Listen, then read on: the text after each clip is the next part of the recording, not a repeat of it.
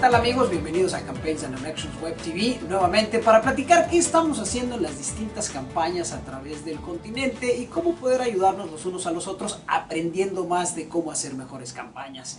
Bueno, aquí en los Estados Unidos ya pasó la efervescencia de las elecciones presidenciales, pero no faltará este año mucha actividad en la comunicación política, en la parte legislativa, porque vienen los temas tan importantes como la reforma migratoria, como la batalla sobre las armas de asalto, la prohibición de las armas de asalto y también otras como el techo fiscal, muchas cosas que darán mucho de qué hablar desde este país. También del 2016 ya se está hablando si Hillary Clinton llegaría a ser la candidata del Partido Demócrata, ya que tuvo una entrevista en 60 minutos con el presidente Obama, lo que podría sonar así como un endoso, pero ya habrá tiempo de eso.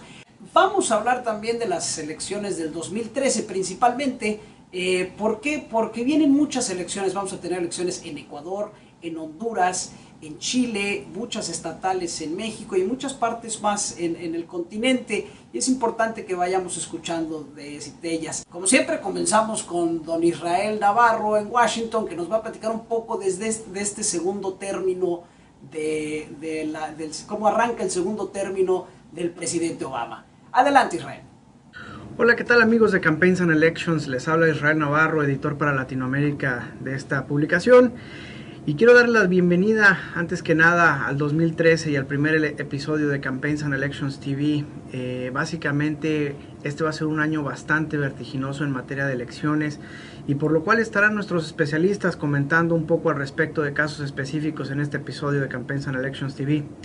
Adicionalmente, bueno, hay que destacar que el año 2013 comienza con uno de los eventos principales en materia política, que es la toma de posesión del presidente Obama para su segundo mandato.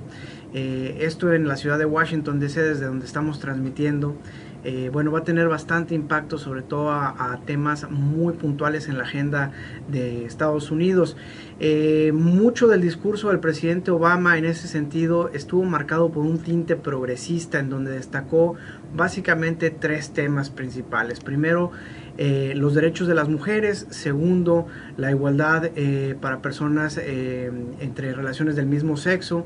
Y también el tema migratorio, que finalmente para Latinoamérica es uno de los temas que más interés genera en materia de opinión pública. Habrá que estar muy atentos y darle seguimiento a ver cómo es que el presidente Obama puede impulsar estas reformas ya sin el peso de las elecciones, y sobre todo en ese tenor un poco más relajado que tiene en ese margen de maniobra para poder implementar este tipo de reformas y de políticas sociales que ha tratado en los primeros 4 años. Y así pues, bueno, vamos a estar muy al pendiente también de las campañas de elecciones que se susciten en el continente. Les mando un cordial abrazo y estamos en contacto. Cualquier cosa pueden escribirnos a Campaigns and Elections TV. Estaremos deseosos de recibir sus comentarios. Muchas gracias. Ahora vamos a hablar con Roy Campos en México, quien nos va a platicar cómo pinta este 2013 en México, donde casi la mitad del país va a tener elecciones locales. A ver, primero el antecedente, ¿no? El año pasado en México hubo alternancia. Regresó el PRI después de 12 años de estar fuera. Es el antecedente. Este año, ¿qué tenemos que ver este año? Hay 14 elecciones locales. Y entonces dices tú, ¿es muy importante o no importante? Pues son importantes, son 14 estados, casi la mitad del país. Pero solamente una es de gobernador. Entonces, ojo, ubiquemos, solo hay una elección de gobernador, las otras 13 son de alcaldes y diputados locales. Pero esa elección de gobernador es Baja California, que fue la primera que perdió el PRI en 1989, y entonces el reto es si hoy lo vuelve a recuperar después de 24 años. Entonces, primero hay una elección de gobernador, aún no hay candidatos, pero es una elección. Ahora, es la primera elección que enfrenta a Peña Nieto. Los otros 4 presidentes de la República anteriores han vivido una alternancia en su primera elección de gobernador. Entonces vamos a ver si ahora también se cumple que hay una alternancia o hay continuidad en el gobierno que existe, ¿no? Bien, ¿qué otra cosa tenemos que ver este año? Este año repiten elecciones los estados que hicieron alianza en el 2010. En el 2010 se generó una alianza para que no ganara el PRI. Se unió la izquierda y la derecha. PAN y PRD unidos hicieron alianza en 5 estados. En Durango, en Hidalgo, en Oaxaca, Puebla y Sinaloa. Y les funcionó la alianza. Le ganaron al PRI en 3 estados y lo pusieron en riesgo en muchos otros estados. Bueno, esas alianzas hoy se ponen en juego. ¿Qué va a ser? Un gobierno de izquierda a derecha, ¿qué va a hacer para nombrar candidatos a alcaldes y a diputados locales por alianza, cuando están peleados la izquierda y la derecha? Entonces hoy sufren el reto de ver qué hacen los partidos de izquierda y derecha en su primer intento de renovación del poder. ¿Cuál es la marca que está más alta? ¿Qué partido ahorita tiene, digamos, que las mayores intenciones de voto de la gente? A ver, tendríamos que decir que el PRI, pero no porque el PRI sea mejor marca en sí, sino porque de los 14 elecciones, solo uno gobierna el PAN, 3 gobiernan las alianzas y 10 los gobierna el PRI. O sea, son 10 estados gobernados por el PRI. Entonces, digamos que en ese grupo de 14 estados, pues hay una fuerza priista mayoritaria. Pero voy a dividírtela, fíjate. 3 de esos 14 estados. 3 estados los recuperó el PRI en el 2010 y no le fue muy bien en el 2012. En Tlaxcala, que recuperó en el 2010, pierde todo en la elección presidencial de diputados y senadores del 12. En Aguascalientes, que recupera en 2010, pierde los diputados y los senadores en 2012. Y solamente en Zacatecas le va bien, de esas 3. Luego, hay 3 que al revés de que el PRI recuperó, el PRI los perdió en el 2010, que son Sinaloa, Puebla y Oaxaca. Hay que ver si el PRI tiene capacidad para recuperarse. Y hay 4 estados que nunca ha perdido el PRI, nunca han vivido una alternancia, pero tuvo elecciones pésimas en el 2012. Coahuila, que es ultrapriista, resulta que los diputados los ganó el PAN. Tamaulipas, ultrapriista, resulta que Josefina Vázquez Mota le ganó a Peña Nieto ahí. Veracruz, Josefina Vázquez Mota le ganó a Peña Nieto. Y Quintana Roo, López Obrador le ganó a Peña Nieto. Estados ultrapriistas que ahora se van a ver en riesgo de decir qué va a pasar con el PRI cuando tuvo una elección muy mala en el 2012, aún ganando la presidencia. Entonces, aunque el PRI parece poderoso, pues no está enfrentando situaciones muy fáciles en los estados. Ante posibilidad de alianzas, ante estados que no le ha ido bien y ante estados que, habiéndolo recuperado, no ha demostrado la fuerza para conservarlos. Interesante. Y por último, don Roy, ¿qué le recomiendas? Porque allá afuera hay muchos consultores jóvenes o a lo mejor están en lugares que son pequeños y están encuestando una alcaldía o están en una zona pequeña. ¿Cuál es la mejor manera de hacer una encuesta? Porque luego sucede una cosa, es preguntan lo que quieres oír versus preguntar lo que debes oír. Mira, lo primero es que tienen que entender que no hay que hacer la encuesta para saber cómo va a quedar, sino hay que hacer la encuesta para ver cómo alterar los resultados. Es decir, tengo que hacer la encuesta para que no, si va perdiendo mi candidato, para saber qué hacer para que no pierda. Si va ganando, qué hacer para que gane más. O sea, sobre todo los encuestadores que están trabajando para las campañas. Entonces, la encuesta es para hacer diagnósticos, no pronósticos. Bueno, ¿cómo hacerlo? Es qué quiero hacer. Una encuesta debe servirle para tomar una decisión. Para eso debe de tomarla. Entonces, se tiene que entrevistar con el cliente, decirle para qué quieres la encuesta. Si el cliente le dice, quiero hacer la encuesta para saber si este tema debo usar en campaña, entonces hay que irse sobre ese tema. ¿Les gusta, no les gusta, están preocupados? Y entonces clavarse mucho en los temas que le interesa al cliente. Pero fuera de eso, lo que llaman, hay que hacer una encuesta base. Y la encuesta base hay que medir pues el ánimo social, la gente está feliz, no está feliz, cómo califica a los gobiernos, hay que medir la identidad partidista, es yo me siento de este partido, rechazo a este partido, quiero votar por este partido. El conocimiento de los candidatos, hay que medir, los conoce, qué opino de ellos, hay que medir, y hay que medir variables asociadas como cómo te enteras. Usas medios electrónicos, usas Twitter, usas Facebook, usas Internet, para ver cómo llevarle los mensajes a los ciudadanos. Importante, hay que encuestar sobre todo para saber qué hacer. Eso es a final de cuentas la radiografía, para ver cómo está el paciente, ¿no? Para cambiar las cosas. Perfecto. O sea, no se encuesta para que quede así, se encuesta para que cambien las cosas. Perfecto, don Roy, pues muchísimas gracias, hombre, como siempre, y esperemos pronto volver a leer las hojas del té contigo en otros países de Latinoamérica también. Sí, es un gusto saludarlos, saludos a todo el equipo. Gracias. Después de México, ahora nos pasamos hasta el sur del continente, a Chile. Vamos a ir a platicar con Sebastián Kraljevich, que nos va a platicar cómo van las encuestas, los números y qué está pasando. El fenómeno Bachelet parece ser que regresa. Vamos con don Sebastián. Hace unos días se lanzó en Chile los resultados de la encuesta CEP, que es la encuestadora más prestigiosa del país y que de algún modo marca el punto de partida de la carrera presidencial 2013, que llega hasta la primera vuelta del 17 de noviembre. En la encuesta, como siempre, hubo ganadores y perdedores, pero también como siempre, los distintos equipos de los candidatos se declararon ganadores del sondeo.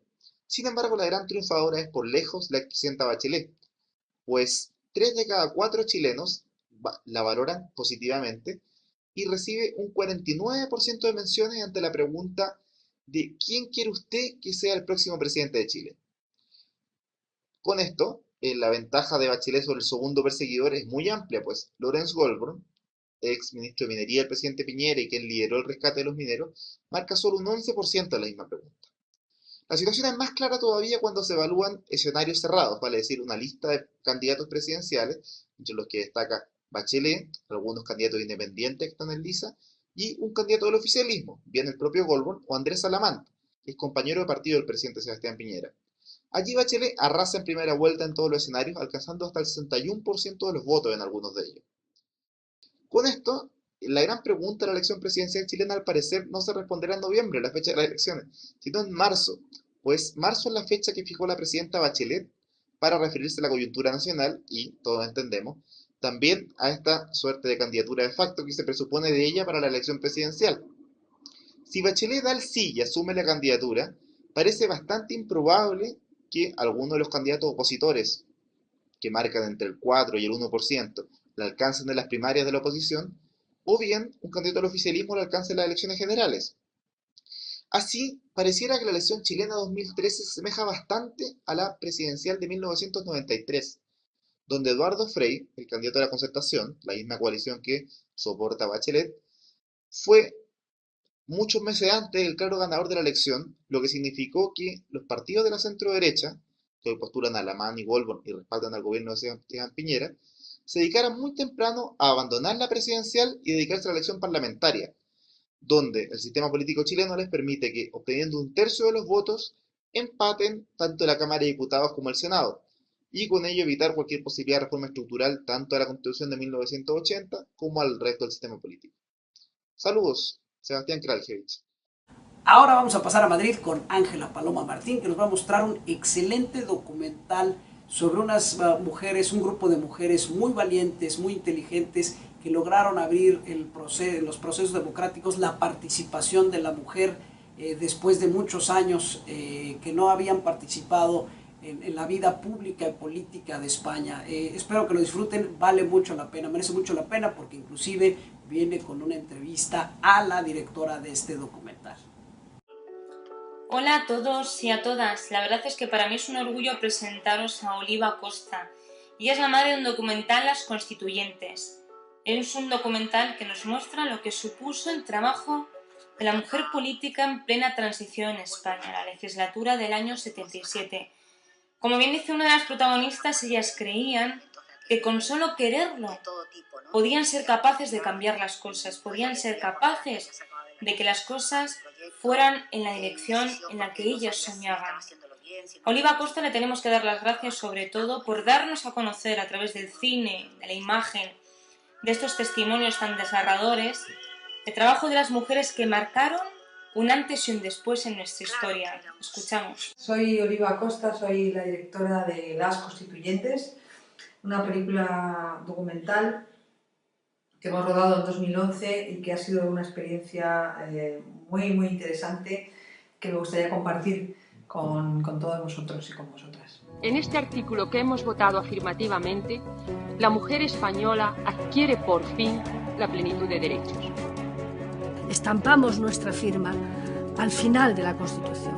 Pues ha sido realmente una experiencia diría yo, de empoderamiento, una experiencia de conocimiento de lo que es la política, el entorno digamos, donde se ha producido este momento histórico, que es el año 1978 en España, un momento en que estábamos en España en plena transición de la dictadura a la democracia, y es un momento en el que estas 27 mujeres constituyentes, diputadas y senadoras españolas, participan por primera vez en un proceso político donde pueden ser elegidas y donde también pueden elegir a sus representantes. Conocerlas ha sido, como os decía, una experiencia, diría, de empoderamiento político clarísimo, ¿no? Yo creo que después de hacer el documental no me siento en absoluto la misma persona, creo que tengo una visión muchísimo más clara de lo que es la aportación de las mujeres a la historia de la participación política en este país, en nuestro país, y creo que evidentemente la historia no es la misma contada por ellas y a través de ellas. Teníamos una referencia de lo que fue ese momento tan importante de las Cortes Constituyentes y de la transición que estaba escrita y contada a través de la mirada masculina, pero no conocíamos esa mirada de las mujeres y nos ha descubierto, a mí me ha descubierto un momento y un relato histórico y político emocionante, sorprendente y muy trascendente también, muy interesante, ¿no? En fin, mi intención era compartir con vosotros esta experiencia y bueno, recomendaros que nos visitéis en la página de las Constituyentes, www.lasconstituyentes.com, o en Facebook y Twitter, y que podáis tener más información y más documentación para también ser partícipes y para poder también conocer mejor ese momento de la historia y en general la historia de España contada desde la perspectiva de las mujeres. Así que nada más, espero que haya sido interesante lo que os cuento, y si hace falta que comentemos algo más, pues ya sabéis que estoy aquí para lo que queráis. Un abrazo muy fuerte a todos y a todas. Un abrazo. Chao. Gracias, amigos, como siempre es un gustazo platicar con ustedes y poder compartir entre todos las campañas que estamos haciendo en distintas partes de este continente. Quisiéramos invitarlos a que nos escriban a la dirección que aparece en pantalla, que nos manden un tweet y que podamos seguirnos comunicando, y que sobre todo ustedes nos platiquen de las campañas que están haciendo, y así podamos todos aprender a hacer mejores campañas entre todos. Muchas gracias, soy César Martínez, nos vemos pronto.